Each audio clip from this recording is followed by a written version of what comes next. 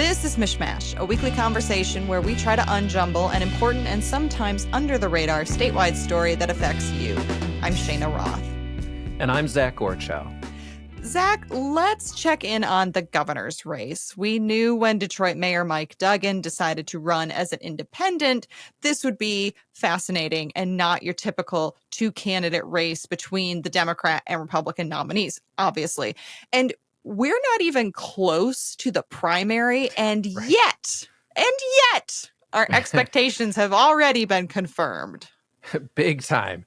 This week, Duggan got a huge endorsement from the Michigan Regional Council of Carpenters and Millwrights. Now, there's a saying in politics that endorsements don't vote, and that's true. And it seems like every candidate is announcing endorsement from somebody on a regular basis. But not all endorsements are created equal, and this is a huge get for Duggan. That's right. First, this is a union that represents 14,000 working folks, people who build stuff, the kind of workers every politician drools over having at photo ops to show that they have the support of the quote-unquote working class. I mean, let's face it, they all love a hard hat picture. 100%. And this is a union that has put money behind its endorsements in the past. You know, it's one thing for a group to endorse, but it's another to put resources behind a candidate. And the Carpenters Union has done that for gubernatorial candidates. While the union did endorse Republican Rick Snyder for governor a long time ago now, it traditionally backs Democrats. It endorsed Gretchen Whitmer for governor twice, among others.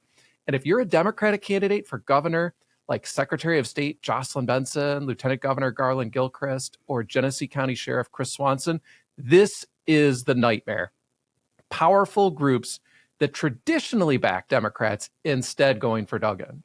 And this comes about a month after a large number of pastors in Detroit announced their support for Duggan, most critically, the Reverend Wendell Anthony, who has led the NAACP Detroit chapter for more than 30 years and has long been one of the most powerful forces in Michigan Democratic politics.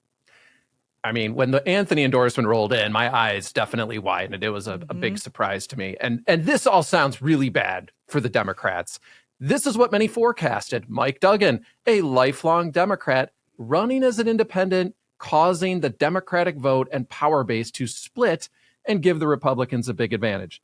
But there was polling out last week that suggests Duggan's presence doesn't necessarily mean the Republicans have a layup, does it, Cheyna? Indeed. So the Glenn Gariff group, led by longtime Michigan pollster Richard Zuba, tested a variety of Democrat versus Republican matchups in the governor's race alongside Duggan.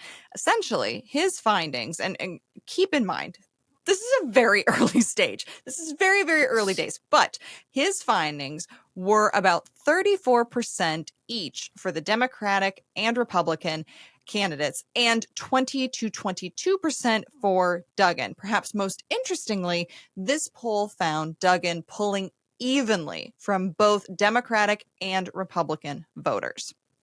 You know, I'll admit, Cheyna, that really surprised me that Duggan would be pulling from Democrats and Republicans about evenly, given Duggan's Democratic history, given that he's the mayor of Detroit, which tends to vote 95% to 5% for the Democratic candidate for governor. But Duggan is widely respected throughout metropolitan Detroit, including in Republican areas with lots of Republican voters.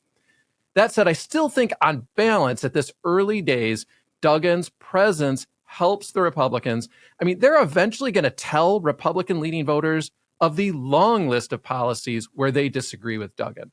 Meanwhile, when you look at what's happening among Democratic groups and some of them actually going with Duggan, that's clearly harmful to the Democratic nominee, whoever that is. Right. I mean, the Democrats losing Wendell Anthony and the Carpenters Union would be like the Republicans losing Betsy DeVos and the Michigan Chamber of Commerce. It's a big hit. All this said, though, the big unknown is whether this 20% of the vote Duggan is getting in polls is the floor with room to grow, or if it's the ceiling and he's only going to fall from here. You know, Cheyna, there does appear to be a path for Duggan that this poll points to. And I want to emphasize, like, this is one poll. It's super early. I don't want to overdo it. But that being said, there are some interesting findings there. So there does appear to be a path for Duggan, though it's difficult. If he can maintain the strength he's showing in the greater Detroit region, and by that I mean kind of everything roughly east of US 23 and south of Flint and Port Huron all the way to the Ohio state line, he has a strong base to build on. Conversely, the Glengarriff polling shows him polling very weakly in the rest of Michigan. In theory, that does mean he has room to grow. And Duggan clearly knows this. I mean, he's holding events and meeting voters in places far from Detroit, like Holland over on the west side, or Saginaw, which is more in like the Tri-Cities area. He's even going into deep red places like Frankenmuth and Vassar. Yes, Vassar, the city of about 3,000 residents in the thumb that bills itself the Cork Pine City, and where Republican Tudor Dixon beat Gretchen Whitmer in 2022 by 15 points. I mean, he is not afraid to go anywhere. But on the other hand, the question on everyone's minds is whether the voters who do not live in Southeast Michigan, and that's about half the voters in the state, are open to elevating the Detroit mayor to governor. There is a bit of a stigma there. There is, and Duggan has a lot of work to do on this front. I mean, there is going to be a natural suspicion that elevating the Detroit mayor to the governorship will result in a big funding shift into Metro Detroit, which folks west of US 23 and north of Flint already think gets too much. All right, we're going to switch gears here. And after this short break, we are talking to State Senator Darrin Camilleri, a downriver Democrat, about what might be in store for K-12 school funding, as well as his thoughts on the 2026 race. Stick around.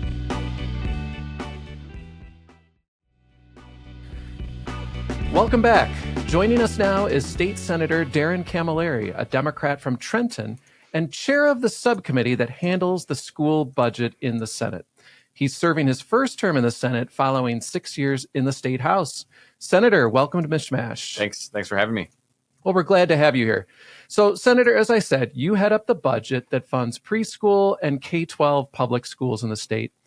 You and your Senate Democratic colleagues passed a K-12 budget bill earlier in the spring. It's about $600 million more than what Governor Whitmer recommended. Since that time, the revenue outlook's cooled a little bit. What do you anticipate might have to change in your budget as a result? Well, the good thing is our budget is an investment in our kids, our educators, and our entire system that we believe will continue on the progress of some of the work that we did in the last 2 years, expanding the free breakfast and lunch program, expanded preschool for all, investments in our at-risk school districts, as well as a significant per pupil increase. The good news is that CREC came out and said that we still have a balance on our school aid balance sheet. And so even with the budget that we passed, we are well situated to pass it as is. I'm sure we're going to have some differences between the governor and whatever the House puts out, because we're still waiting to see what their proposal is. I mean, the only proposal we have seen was a $5 billion cut, and that is a non-starter for our purposes here. So I think we are in a good position on schools. Obviously, all of these budgets do intertwine with each other, which is going to be the big question of the day. Senator, the governor turned a lot of heads in her State of the State speech when she said that Michigan spends more on education but gets less in academic results. What did you make of that statement, and do you agree with it? I think that we've only seen a values-based education budget over the last 2 years, and we know, as with everything, in education specifically, these are long-term investments. So yes, right now we are not where we need to be on certain metrics when it comes to other states across the country. I agree with that statement. I'd like our students to perform better. However, we have not seen the full outcome of these investments in at-risk funding or in mental health and school safety or some of these other programs that we've lifted up, including literacy funding. And we've also seen a change in our literacy law as of last year, when we had the dyslexia package and the phonics package make it through the legislature last year. So I think that we're on the right road. My hope is, though, that we're reaching more towards Massachusetts, which is the best in the nation, than some of these states in the South, which I do hear a lot of people talking about. Yes, there are some good gains from students in their academic achievement in the South, but my North Star is Massachusetts. They are the best in the nation, and they're the ones that we should be aiming towards. So, as you know, the governor's proposal called for some metrics to be tied to some of the K-12 funds. The budget that the Senate passed dropped that proposal. Can you explain why? I think that we're open to a conversation about accountability. There already is a lot of accountability in our education funding system. Are there some versions that we should look at to make it a little bit more transparent and more accessible to parents and educators? Absolutely. I think that for us, though, the proposal that was put on the table by the governor was not one that I saw a lot of interest in from Senate Democrats at this point. It doesn't mean that we can't get to an agreement with the governor in the House, but as with any negotiation, we're going to put out our value statements. We believe that investing in literacy and investing in the Opportunity Index, which is our at-risk funding, those are proven tools that we know will address some of these academic outcomes. We wanted to prioritize our investment there. And then we'll see where we land if we ever get to a budget negotiation. I feel like a lot of people were probably a little bit uneasy when you said, if we ever get to a budget negotiation. I wish it was a little bit more certain. Yeah. Well, the state has put so much more money into education than it once did, which I think is good for a lot of people. All school districts now get the same per pupil level of state funding, something that would have been pretty much unthinkable 30 years ago. Yet most metrics show academic achievement in Michigan schools is worse than 30 years ago. So if money isn't necessarily the answer here, what is? It's a combination of money and talent and involvement from the entire school community to make sure that kids are showing up to school. There is a piece of this that we don't talk enough about where chronic absenteeism is really plaguing our school districts, and in particular since COVID, where we've seen a lot of students just not show up to the amount of days that they need to be there, which, as we know, when a student is not in a classroom, they're not learning. They're not getting the material that they need, and then they're not performing on those academic standards that all of us want to see from some of these tests. Money is one of the biggest challenges still to this day. When the average teacher salary in Michigan is $41,600, that is a big problem when a well-educated college degree holding person exits university. They can go to the private sector and make a lot more than $41,600. We have a talent issue with our education system. Back in the day, maybe even 30 years ago, educators could make a great wage, could survive on one income in the family, they could have a vacation home, and they could have a secure retirement. That type of dream, that American dream of American educators, is not the reality that we face anymore. When I was a teacher in the classroom, I started off making $38,000. That was in 2014. So from 2014 until today, we've seen my starting wage was $38,000. We're now at a $41,000 average for starting teachers in Michigan, a $3,000 jump from where I was over 10 years ago. That is a systemic problem that we really need to fix. That's why in our budget, we said we're going to direct part of that per pupil allocation towards educator salaries. Because if the state of Michigan is not making salaries of our educators a priority, we're not going to close these gaps. We're not going to attract the best and the brightest. And that's why you've seen some additional investments in things like Teach Michigan, Talent Together, these other educator fellowship programs to try to attract the best talent and keep them in the classroom. So as we sort of hinted at earlier, the Republicans currently control the House. I'm wondering if you've had any conversations so far with State Representative Tim Kelly, who's your counterpart from the Republican side in the House on the K-12 budget, about what a K-12 budget should look like. I'll tell you, we have been attempting to link up schedules. We did have a couple of quick conversations on Mackinac.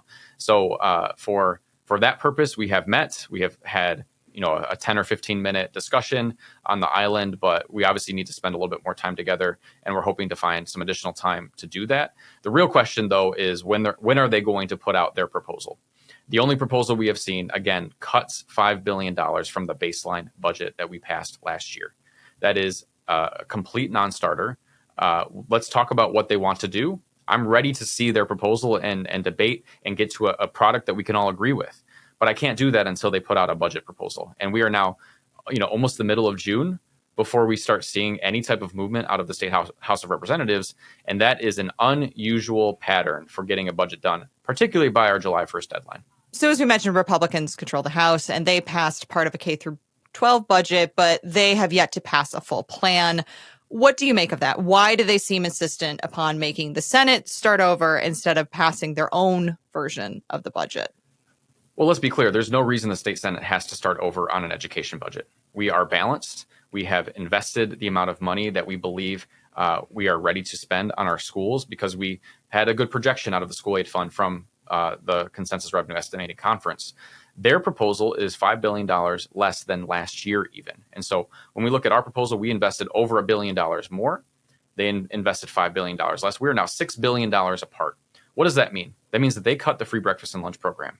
They cut at-risk funding. They cut bilingual education. They cut out-of-school time funding. The list goes on and on. Our investments are in these very specific programs that we know have been effective and work. And they're things that families have been asking for, like the free breakfast and lunch program. It is overwhelmingly popular, no matter the school district that you are in. And even if you are a family that doesn't necessarily have the economic need for the school to cover those costs, it is saving you money at the grocery store because you're buying less food for your family. And it's also a major convenience factor. I'm a new parent. My kid is not going to school yet. He's only 3.5 months old.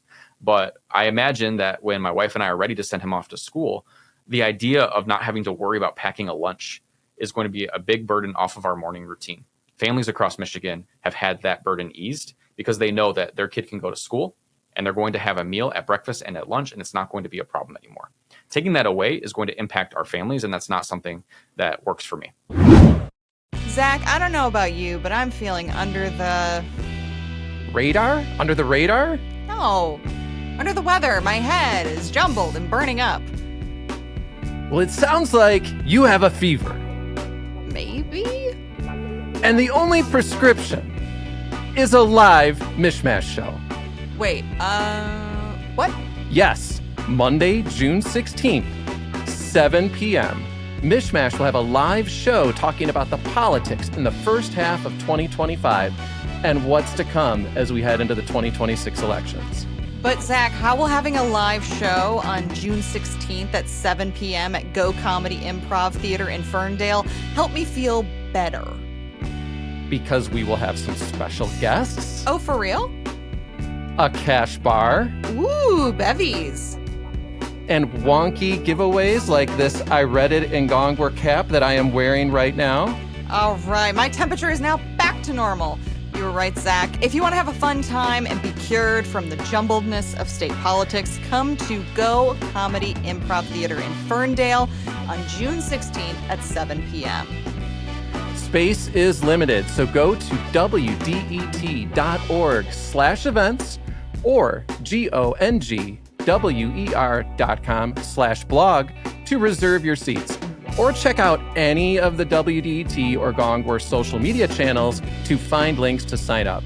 And now, back to the show and more cowbell.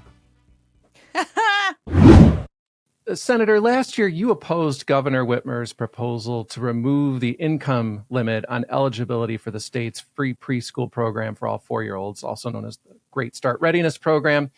At the time, you said Michigan didn't have enough teachers to grow the program to that extent so quickly. What does the Senate budget do for next year on this front? And where is Michigan at on developing enough of a preschool educator pipeline? We're doing better. So we've been working with all the people who are in the field in this space to ensure that, hey, we've talked about this, we've implemented these programs, we've set aside this money to expand preschool for all kids. Is it working? Do you have people in the pipeline to become educators? Do you have plans to create additional spaces to have more classrooms online for preschool?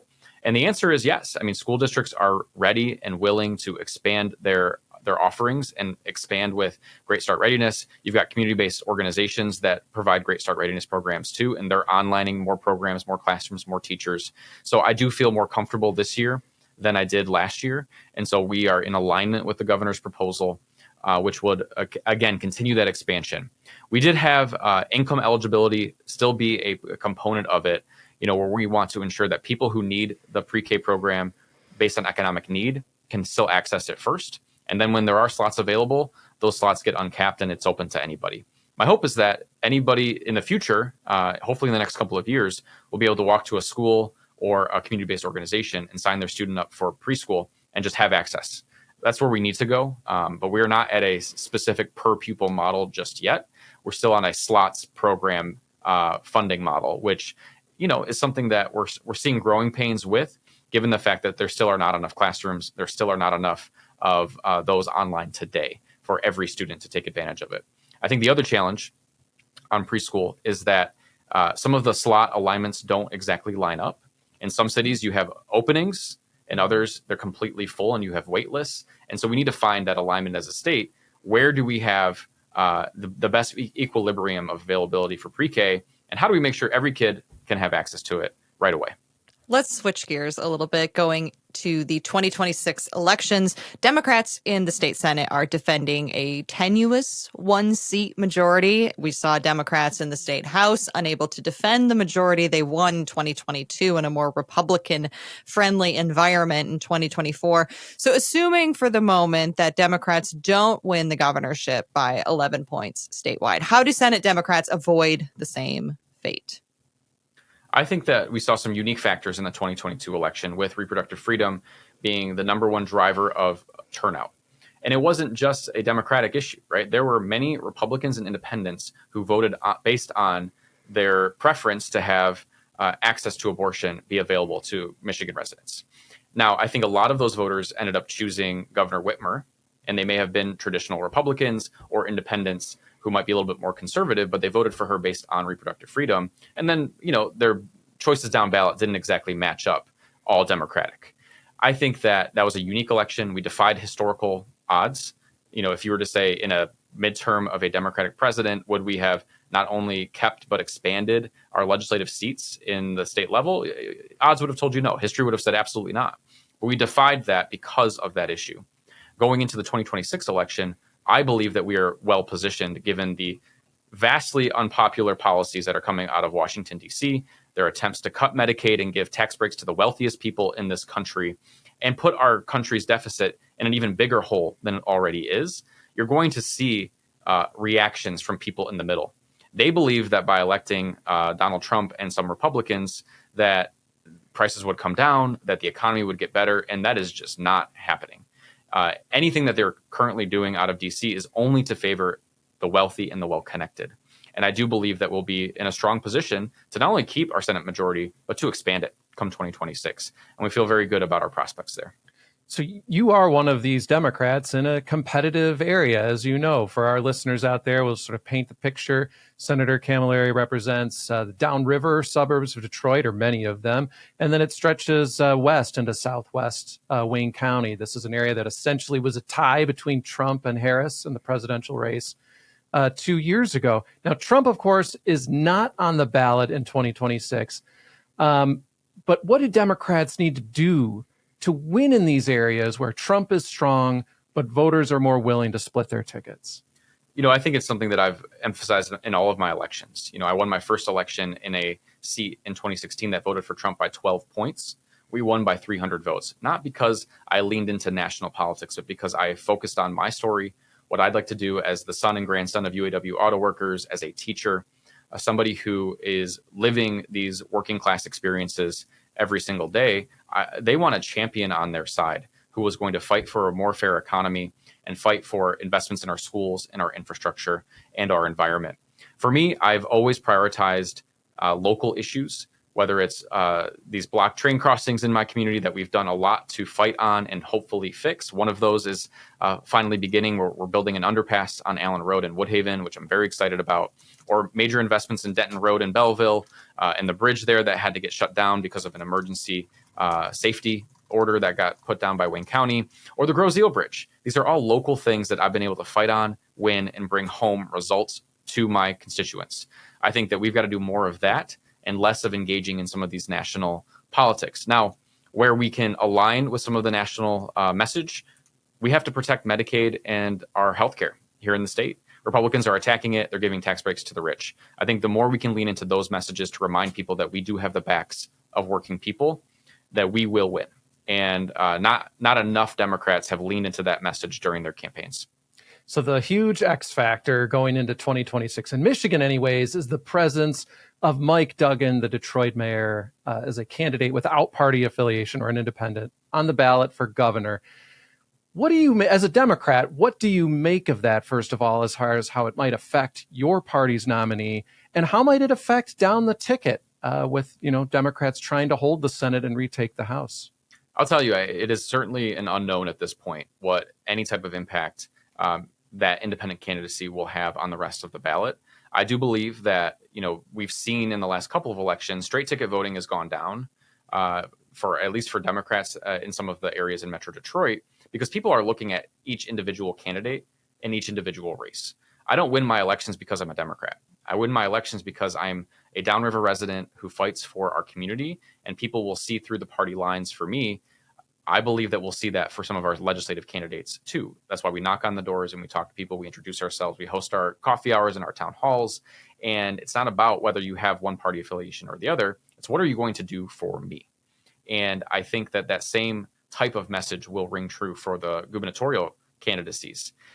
Do I think an independent candidate can win? I'm not so certain just yet, because I do think it's going to be a pretty tall burden to overcome, the party politics. But yeah, there will be impacts. I can't tell you what they are just yet, but it's something that we're monitoring and working through, and we'll see how the polling shakes out. Right now, he's got 20% or so in some of these public polls. I don't know that it gets higher than that at this point, but we'll see. Well, Senator Camilleri, thanks so much for joining us on MichMash. Thank you so much. All right.